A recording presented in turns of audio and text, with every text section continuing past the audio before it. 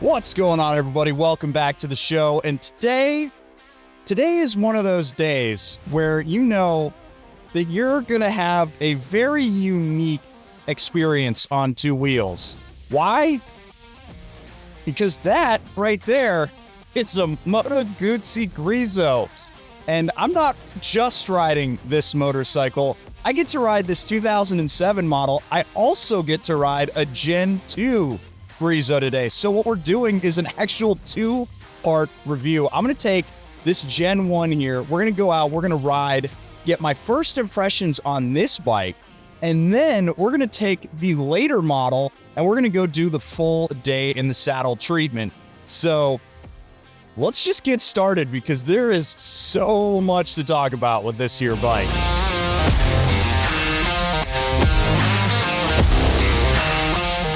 Alrighty, folks. As soon as I heard that AF1 had a Griso sitting on the lot, this was high up on my list of bikes to come check out. Now, like I said, this is going to be the first part of a two-part review here. We are going to be doing the full day in the saddle. That's going to be coming a little bit later. Today we're just looking at the 2007 Griso right here. This is the first generation with the 1100cc motor right here. It's air and oil cooled. I've actually got the specs right here because I want to know about this one before I go in. So this thing is 1160, or it's 1064 cc's. They have both the 1100 specs, the 1150 listed. That's the Gen 2. So this one has 87 horsepower and 66 foot-pounds of torque, which isn't too bad. It's a little bit less than I would have expected from an 1100, but this is a 2007, so we'll cut it some slack. Interesting that it only has 5 speeds. Kind of would have figured 6, although I think a lot of the Guzzis may only have 5 speeds. And then the biggest thing I'm concerned about here is wet weight. So that's 227 kilos. What is that in freedom? 500 pounds dry. So we'll call it about 540 pounds. And that sounds about right. Maybe 520, something like that, depending on gas. Let's mount up on this bad boy. Let's see what we're working with here. So, holy cow. Right out of the gate, I'm going to tell you, this seat is wide, it's comfy, and the seat height is pretty low. We've got a nice bend in my knee here, and reach to the pegs, super duper comfortable. Not in super love with the way my knee hits the plastic right there, but we'll see how that goes later on down the line. Let's start this bad boy up. Run is out. Chugga, chugga, chugga, chugga, chugga. Does the thing, the Moto Guzzi thing, because the V-twin is pointed the wrong way, where the whole bike slaps side to side, and the head shakes like crazy.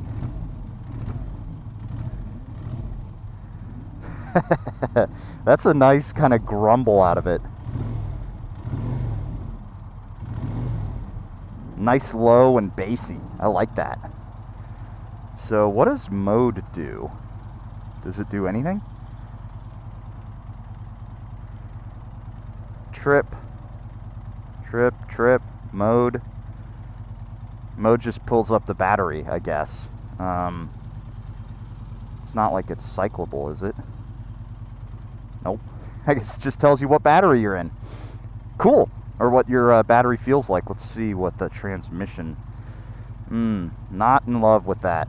It's a little sloppy, even in first gear. But let's get moving. Now, before we hit the road, I need to take a second and shout out one of my favorite new sponsors for the channel, Factor 75. Have you ever gotten home from work one day, opened the fridge, saw a bunch of ingredients for a meal, and then thought, nah, too lazy, then ordered in? Yeah, that happens to me a lot. Luckily, Factor has a cheaper way to get great, fresh, never frozen food in your face hole in 2 minutes flat. Pick from over 34 different meals each week, and then they're delivered straight to your door. Then all you gotta do is pop them in the microwave and you're eating in 2 minutes. They've got great options for all kinds of diets, calorie counts so you know exactly how much you're eating, and it's all dietitian approved. I've been a customer of Factor 75 for months, even before they were a sponsor, and I wouldn't hesitate to recommend it to anyone in the audience who's looking for quick and easy food without that heavy delivery markup. Right now, if you click that link down below and use the code SPITE50, you'll get 50% off your first Factor box. Check out everything they've got to offer down in that description below, and again, SPITE50 for 50% off your first box. Alright, let's get out there and see what this bike's like on the road.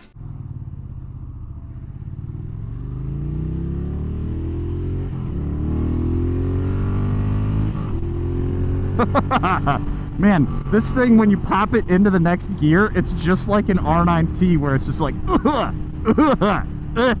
every single time because of the way that the clutch lets go. That's fun.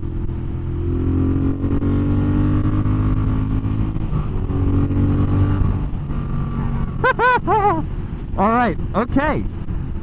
Pulling onto the highway, the power is nice. It's not, I wouldn't call it like impressive by any means. It's not like gonna wow you, but it's good for like this sort of muscle cruiser aesthetic. Not a ton of roll-on power though. That's one of the things that I was kind of anticipating out of this, because when I rode the Mandello, admittedly that's a much more modern motor, and the V85, I got a lot more chutzpah out of those motors. So we'll have to see how this one develops, but it's not wowing me right now. It's a little heavy pulling into a corner, but once we're in it, feels good.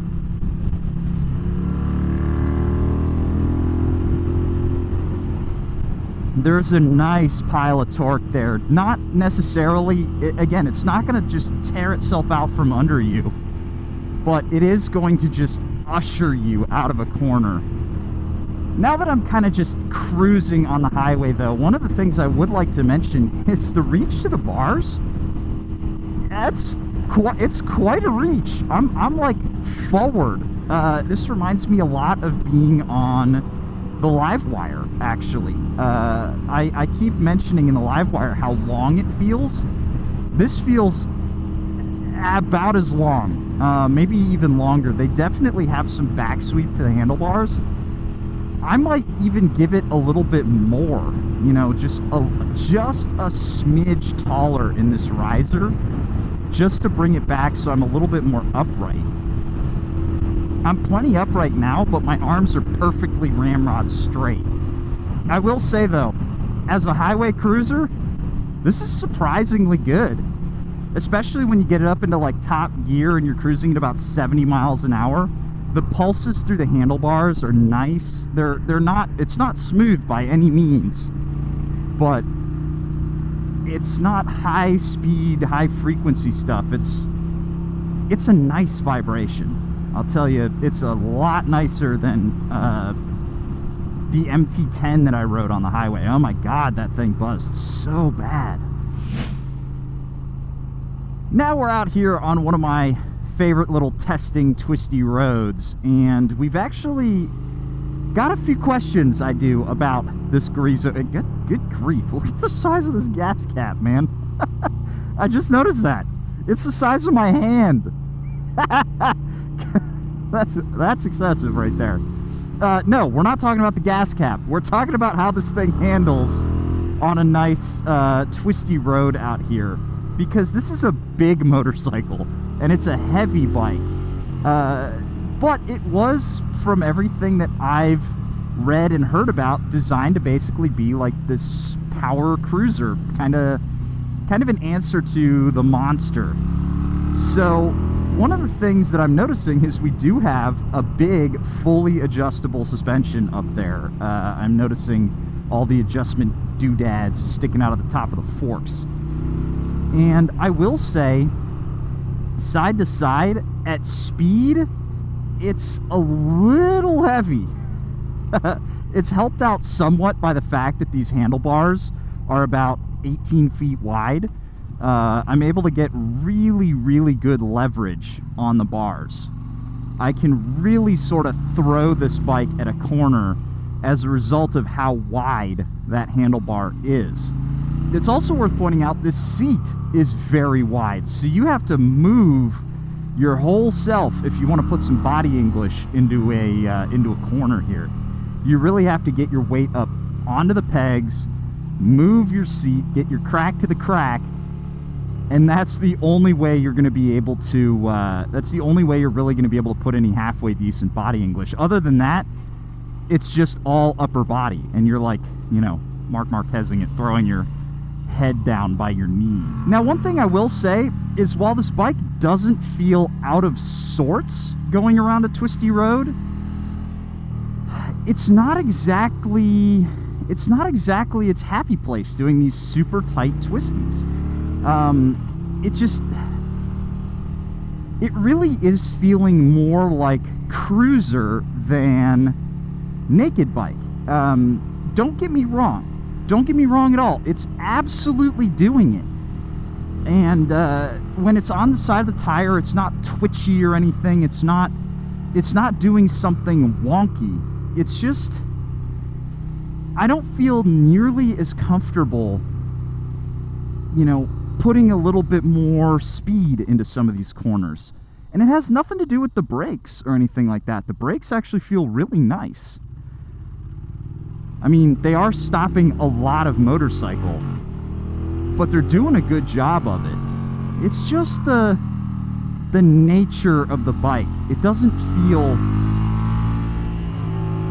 just doesn't feel like it's clamoring to go super fast. Maybe it's the motor. Maybe it's the motor just wanting to kind of rev out in the mid-range. You know, right around 5,000 RPM, where it's just this nice roll-on power that is keeping me from really wanting to push it. It's really nice and chill, but it has this power to it that just wants to push you. Not cause you to push the bike, but it wants you to just accelerate. It doesn't change directions super quick, but it's one of those feelings where I'm just like, you know what? Let's just chill out. Let's enjoy the ride. And then if you want to, you know, we'll lean over into this corner. The second you get to the point where you can power out, it's there for you. It's a very friendly motorcycle. I'll say that. It's very, very friendly. Kind of ironic when you consider that Griso was the villain of some Italian story based in the town where this motorcycle was built. At least that's my understanding, is that Moto Guzzi named it after this novel's villain. I forget, I'll put the name of it on screen. It doesn't feel particularly angry. It doesn't feel mean. In fact, it's very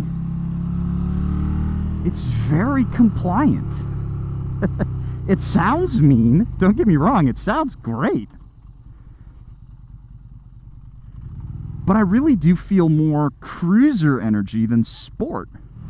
I feel like my version of like a 6 out of 10 through the twisties on this bike is a little bit closer to this bike's like 8 out of 10. You know, it feels like, not that it's getting out of sorts or anything in a corner, but in places where normally I would push, it's just like, nah, let's just be chilly. Let's rev it out a little bit, but you know, I'm slow to rev. I'm not looking to just blow your hair back. It's a really unique ride.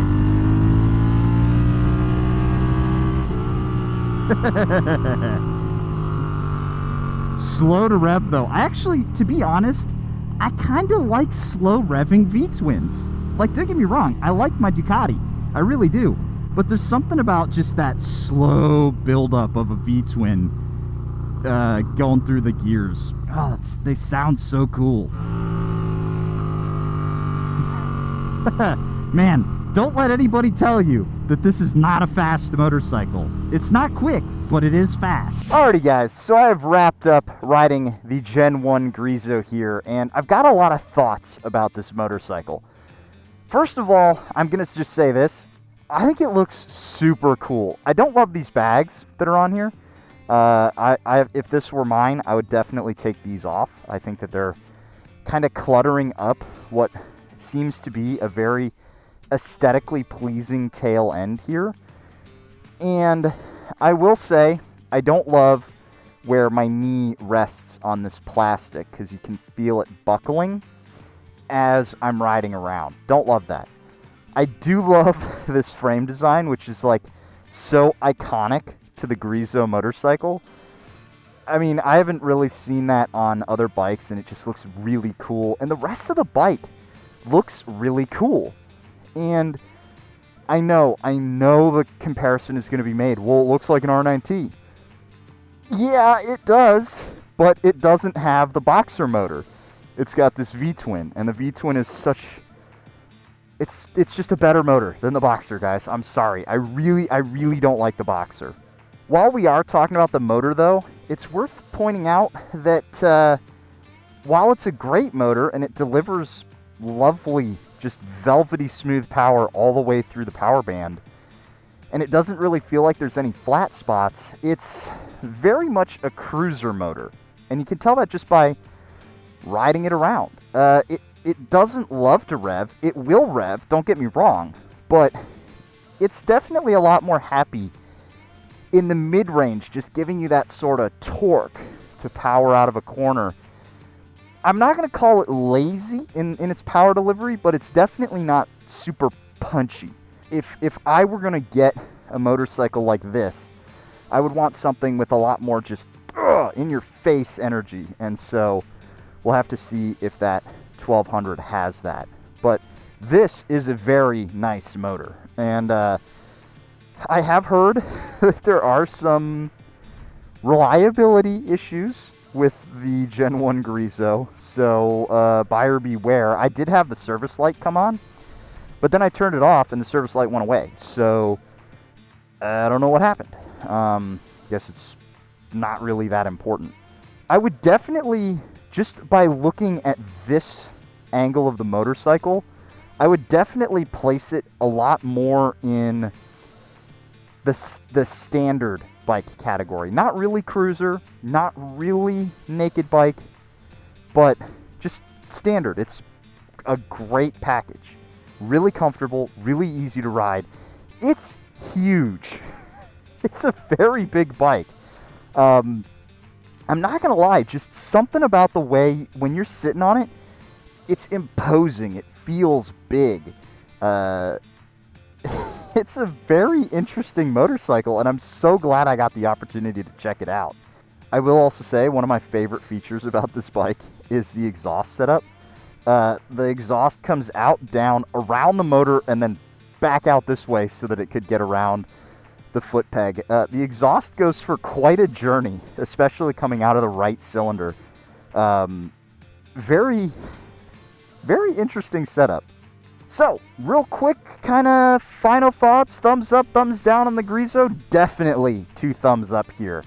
Very, very awesome motorcycle. And it's only making me more excited to get on the Gen 2, which is supposed to be more refined, have more power, and just generally be a better motorcycle. So if you're interested in that and the full review of the Moto Guzzi Griso, stay tuned, because I'm going to be doing the full day in the saddle breakdown and essentially a retrospective on the whole line of motorcycles, which is really just 2 generations. But anyway, we're going to be doing a full day in the saddle, probably the most comprehensive one on any particular motorcycle now that I've ridden all of the versions of the bike. So stay tuned for that. Let me know your thoughts on the Griso here. Would you like to see Moto Guzzi bring this one back? I know there are some Moto Guzzi fans out there in the comments. I'd really be interested to hear your thoughts. If they brought this back, would you go buy one? Or would you get the Mandello? Because I know people are going to ask, how's this compared to the Mandello? Very different motorcycle. Very, very different. The Mandello's a lot more sport touring dad energy. This is a lot more, you know, I'm not going to call it a cafe racer, but it's definitely a lot more urban brawler, shall we say. This is way more my speed than the Mandello is, but I still love the Mandello. So stay tuned for all of that. A huge, huge shout out to AF1 for putting up with my shenanigans and letting me ride 2 Moto Guzzi Grisos back to back. And if I don't buy that Gen 2, all the links are going to be down in the description. Snap one of these up because I guarantee you they're not going to last for super long on the dealership floor. These bikes, people who want them, they want them and they never sell them. So we're going to have to see how that second Griso feels in the hand. And I'll catch you guys in the next one. See you later. We'll be right back.